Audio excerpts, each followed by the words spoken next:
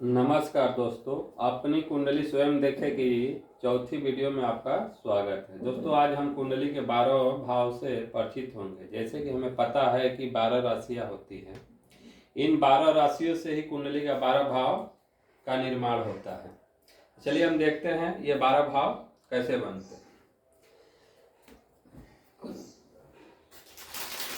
दोस्तों, आपके सामने ये कुंडली का एक चार्ट बना हुआ है।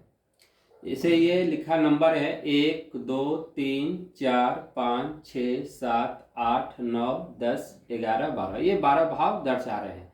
ये एंटी क्लॉक वाइज इसको लिखा जाता है। पहला नंबर जो लिखा है ये एक है, ये मेष राशि। यहाँ आपकी दूसरी लग्न जो भी होगा वो राशि आपकी कुंडली में लिखी होगी। यहाँ काल पुरुष कुंडली को हम लोग जानेंगे। ये एक लिखा है जो प्रथम भाव, जिसको लग्न भाव बोलते हैं। जहाँ 2 लिखा है उसे द्वितीय भाव, उसे धन भाव बोलते हैं। यहाँ 3 लिखा है तृतीय भाव, इसे पराक्रम भाव बोलते हैं। 4 चौथे भाव को सुख भाव बोलते हैं। ये 5 जो पंचम भाव है इसे संतान भाव बोलते हैं।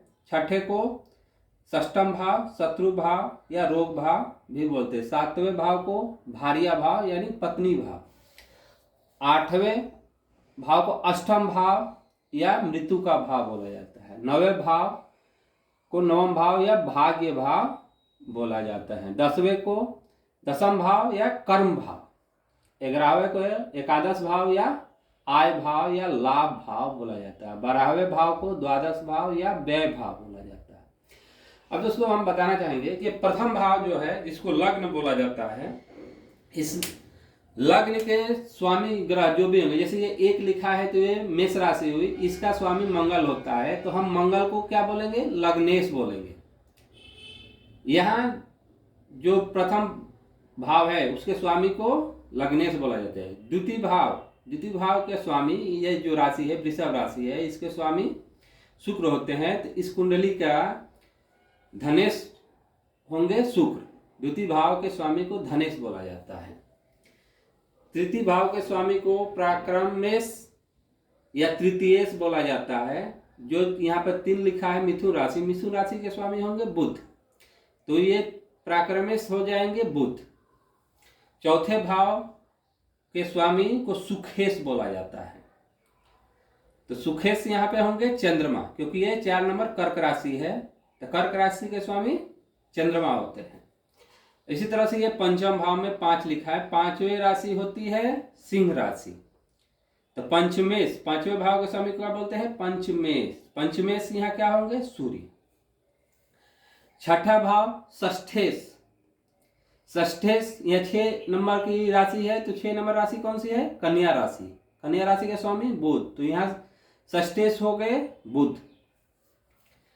सप्तम भाव के स्वामी को सप्तमेश बोला जाता है। और सप्तम यहाँ पे 7 नंबर लिखा है, तो राशि हुई तुला राशि के स्वामी शुक्र, तो सप्तमेश शुक्र हुए।